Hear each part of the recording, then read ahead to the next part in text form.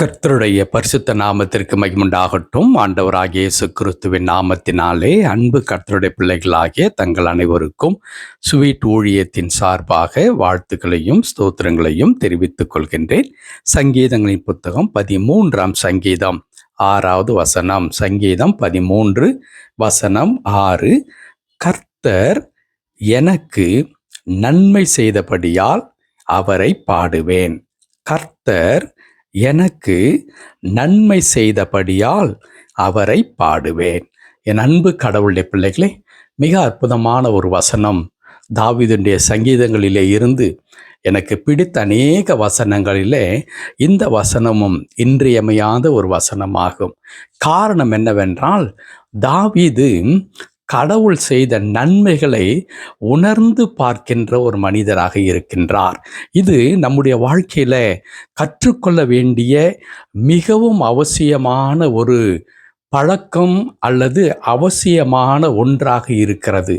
காரணம் என்னவென்றால், ஒவ்வொரு நாளை நாம் கடந்து செல்லும் பொழுது ஒவ்வொரு நாளும் இயல்பாகவே கடந்து சென்று கொண்டிருக்கிறது என்று நாம் நினைக்கின்றோம்.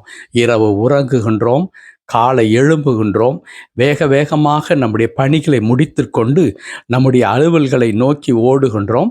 பிறகு இரவு வருகின்றோம், பிள்ளைகளுக்கு உணவு போன்றவைகளை கொடுக்கின்றோம், திரும்ப உறங்குகின்றோம், திரும்ப எழும்பி நம்முடைய பணிகளை நோக்கி ஓடுகின்றோம். இதுவே நம்முடைய வாழ்க்கையின் அன்றாட செயல்பாடாக இருந்து கொண்டிருக்கிறது. இவைகள் மத்தியில் என்னை சுற்றி என்ன நடக்கின்றது, நான் எப்படி உயிரோடு கூட இருக்கின்றேன், என் தேவைகள் என்ன விதமாய் சந்திக்கப்படுகிறது, ஒருவேளை எனக்கு நிரந்தரமான வேலை இருக்கிறது, கை நிறைய பணம் இருக்கிறது, இன்னும் எனக்கு செல்வாக்குகள் அந்தஸ்துகள் எல்லாம் இந்த உலகத்தில் இருக்கிறது, அவை ஒன்று மட்டுமே நான் சுகமாக இந்த உலகத்தில் வாழ்வதற்கான காரணமா என்று சொல்லி நாம் நினைத்து பார்ப்போமானால் இவையெல்லாம் ஒன்றுமில்லை. மாறாக ஆண்டவர் என் வாழ்க்கையில நன்மை செய்து கொண்டிருக்கின்றார்.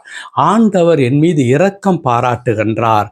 அவர் தருகிறதான நன்மைகள் ஒவ்வொரு நாளும் ஏராளமாக இருக்கிறபடினாலே, குறிப்பாக பணம் கொடுத்து வாங்க முடியாத அநேக நன்மைகள், பிராணவாயு என்று சொல்லக்கூடிய ஆக்சிஜன் இருப்பதினால்தான் இன்றைக்கு நாம் உயிரோடு கூட இருக்கிறோம் என்று சொல்லி மருத்துவ உலகம் சொல்லுகிறது, அறிவியல் சொல்லுகிறது. ஆனால் என் அன்பு கடவுளுடைய பிள்ளைகளே, ஒவ்வொரு நாளும் நாம் இந்த பிராணவாயுக்காக செலவழிக்கிறதான பணம் எவ்வளவு என்று நாம் என்றாகிலும் நாம் சிந்தித்து பார்க்கிறோமா?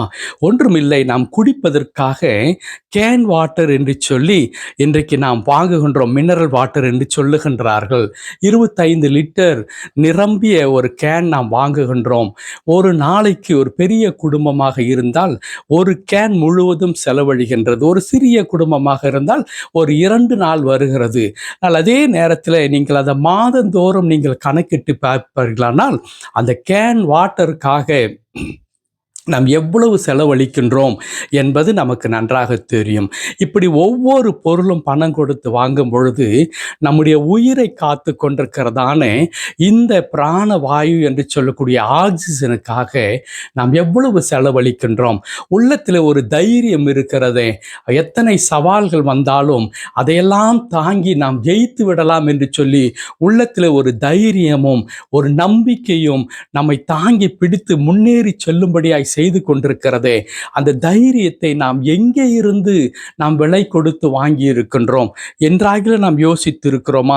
இப்படி அநேக காரியங்களை நாம் சொல்லிக்கொண்டே போகலாம். பணம் கொடுத்து வாங்க முடியாத அநேக நன்மைகள் நம்ம இன்று வரையிலும் உயிரோடு வைத்து கொண்டிருக்கிறது.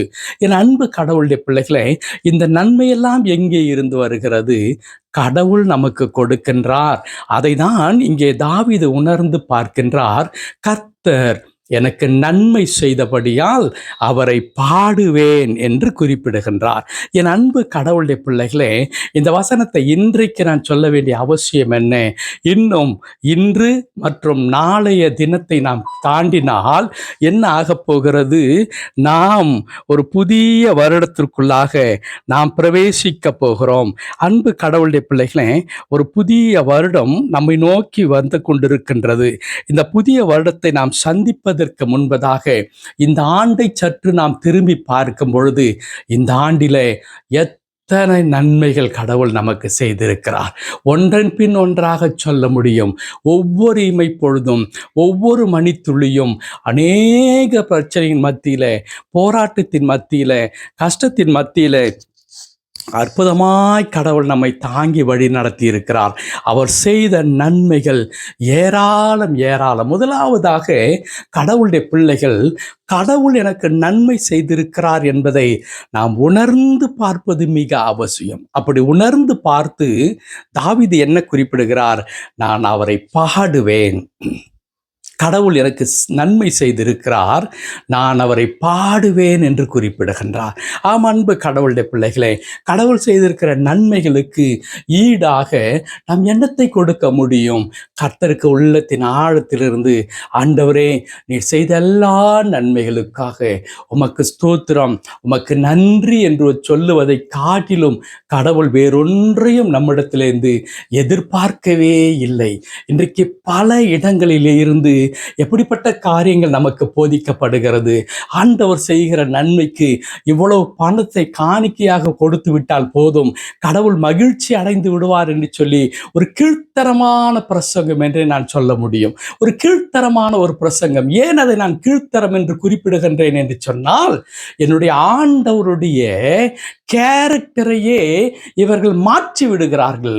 என்னவென்று சொல்லி, பணம் வாங்கி கொண்டு நன்மை செய்கிறவர் என் ஆண்டவர் என்று சொல்லி பிரசங்கிக்கிறார்கள் அல்லவா? நீங்கள் 100 ரூபாய் கொடுத்தால் 100 ரூபாய்க்குத்தான் கடவுள் உங்களை ஆசீர்வதிப்பார். நீங்கள் 1000 ரூபாய் கொடுத்தால் அது வரைக்கும் தான் கடவுள் உங்களை ஆசீர்வதிக்க முடியும். நீங்கள் கொடுத்தால் தான் கடவுள் உங்களுக்கு கொடுப்பார், இல்லை என்றால் அவரால் கொடுக்க முடியாது என்று அது வேதம் சொல்லுகிற சத்தியம் என்று சொல்லியே பிரசங்கிக்கப்படுகிறது. ஆகையால் தான் இதை கீழ்த்தரமான ஒரு பிரசங்கம் என்று நான் சொல்லுகிறேன். என் ஆண்டவர் நம்மிடத்திலே பணத்தை வாங்கி கொண்டு நம்மை ஆசீர்வதிக்கிற கடவுள் அல்ல. நீ காணிக்கை கொடுத்தால் தான் நான் ஆசீர்வதிப்பேன், நீ தசமபாகம் கொடுக்கவில்லை, இந்த மாதம் நீ தசமபாகம் கொடுக்கவில்லை, ஆகையால் என்னுடைய கிருபையை நான் கட் பண்ணி விடுகின்றேன் என்று சொல்லுகிற கடவுள் அல்லவே அல்ல. We are assassinating the character of God. மறந்துவிட வேண்டாம். எவ்வளவு இரக்கம் உள்ளவர், தயாள குணம் உள்ளவர், அன்பு நிறைந்தவர் அந்த ஆண்டவர் என்னிடத்திலே பரிதானம் வாங்கி கொண்டு என்னை ஆசீர்வதிக்கிற கடவுள் என்ற நிலைக்கு இன்றைக்கு நாம் கொண்டு போய் வைத்து விட்டோம். ஆனால் அன்பு கடவுளுடைய பிள்ளைகளே, ஆண்டவர் மிக அற்புதமாய் சொல்லுகின்றார். தாவீது இதை இன்னும் அற்புதமாய் சொல்லுவார். கர்த்தர் செய்த நன்மைக்காக நான் என்னத்தை செலுத்த முடியும்? எதை நான் ஈடாக செலுத்த முடியும்? ரட்சிப்பின் பாத்திரத்தை எடுத்து நான் அவரை தொழுது கொள்ளுவேன் என்று குறிப்பிடுகிறார். என் அன்பு கடவுளுடைய பிள்ளைகளே, நன்மை செய்தபடியால், ஆம், இந்த ஆண்டு முழுவதும் நமக்கு அவர் நன்மை செய்திருக்கிறார். இந்த நன்மையை பெற்று கொண்டிருக்கிற நீங்களும் நானும் நன்றி நிறைந்தவர்களாக நாம் இருக்கிறோமா? நன்றி உள்ளவர்களாக இருக்கிறோமா? என்றைக்காவது ஒரு நாள் படுக்க போவதற்கு முன்பதாக அப்படியே நம்மை நாம் நிதானித்து பார்த்து, ஆண்டவரே, இன்றைக்கு நான் உயிரோடு இருப்பது என்னுடைய பலத்தினால் அல்ல ஆண்டவரே, என்னுடைய ஜாக்கிரதையினால் அல்ல ஆண்டவரே, இது உம்முடைய சுத்த கிருபையினாலே நான் இருக்கிறேன் சுவாமி, உமக்கு நன்றி என்று சொல்லி இருக்கிறோமா? இன்றைக்கு சொல்ல வேண்டும், இன்றைக்கு சொல்ல வேண்டும். என்றால் ஒரு புதிய வருடத்திற்குள்ளாய் பிரவேசிக்க போகிறோம். அதற்கு முன்பதாக இந்த ஆண்டை முடிக்கும் பொழுது ஒரு நன்றி உள்ளவர்களாக நாம் முடிக்க வேண்டும் அல்லவா? அன்பு கடவுளுடைய பிள்ளைகளே, ஆண்டவரை நோக்கி பாருங்கள். ஆண்டவர் எவ்வளவு அழகானவராக, அருமையானவராக நம்முடைய வாழ்க்கையில செயல்பட்டு கொண்டிருக்கிறார். எல்லாவற்றையும் தாண்டி கடவுள் நம்மை நேசித்துக் கொண்டிருக்கிறார். நம்முடைய பலவீனங்கள், நம்முடைய ஷார்ட் கம்மிங்ஸ், நம்முடைய குறைவுகள், குற்றங்கள் எல்லாவற்றையும் தாண்டி நம்மை நேசிக்கிறார். இதே தாவீது சொல்லுவார், ஆண்டவரே ஆண்டவரே, எங்களுடைய அக்கிரமத்தை நீர் நினைப்பீரானால் யார் நிலை நிற்பான் ஆண்டவரே என்று குறிப்பிடுவார். If you record our sins என்று எழுதியிருக்கிறது. எங்கள் பாவத்தை ஆண்டவரே நீங்கள் நினைவு கூர்வீர்களானால் ஒருவருமே நிற்க முடியாது, ஒருவரும் கடவுளுக்கு முன்பாக நிற்க முடியாது. ஆனால் கர்த்தருடைய தயால குணம், அன்பு, இரக்கம் என்ன செய்கிறது? நல்லோர் மேலும் தீயோர் மேலும் மழையை பொழிய பண்ணிக்கொண்டே இருக்கிற ஆண்டவராக இருக்கிறார்.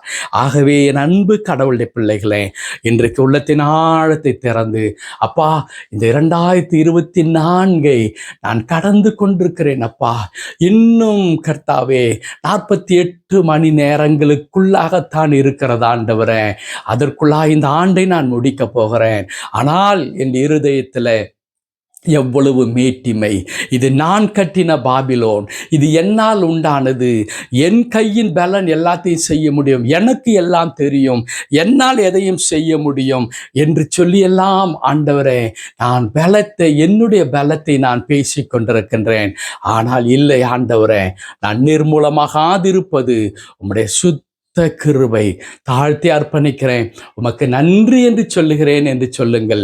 நிச்சயமாய் அதை தான் கடவுள் விரும்புகிறார். ஜெபிக்கலாமா? அன்பு நிறைந்த ஆண்டவரே, உமக்கு நன்றி செலுத்துகிறோம். உடைய திருக்கரத்தில் எங்களை தாழ்த்தி அர்ப்பணிக்கிறையா. எத்தனை அருமையான ஆண்டவர் நீர், எத்தனை அருமையான ஆண்டவர் நீர். ஆண்டவரே, உம்முடைய கிருபை பெரிது ஆண்டவரே. எங்களுக்கு செய்திருக்கிற நன்மைகள் ஏராளம் ஏராளம் ஆண்டவரே. பரலோகத்தில் இருந்து ஆண்டவரே எங்களுக்கு நன்மையை தருகிறீர் ஆண்டவரே. உன் வாயை நன்மையினால் நிரப்புகிறார் என்று எழுதியிருக்கிறது ஐயா. இந்த உலகத்தில் எங்களுக்கு தேவையான சகல நன்மைகளை கொடுத்து எங்களை ஆசீர்வதித்து இந்த ஆண்டு முழுவதும் எங்களை நடத்தி கொண்டு வந்திருக்கிற கிருபைகளுக்காக நாங்கள் உம்மை துதிக்கிறையா. தாழ்த்தி அர்ப்பணிக்கிறோம். என்னாலும் கர்த்தாவே, நாங்கள் நன்றி உள்ளவர்களாக வாழ தேவன் எங்களுக்கு உதவி செய்ய வேணும் என்று ஜெபிக்கின்றேன். பொறுப்பெடுத்துக் கொள்ளும், அற்புதங்களை செய்யும். மீட்பர் நாமத்தில் ஜெபிக்கிறோம் எங்கள் நல்ல பிதாவே. ஆமேன், ஆமேன்.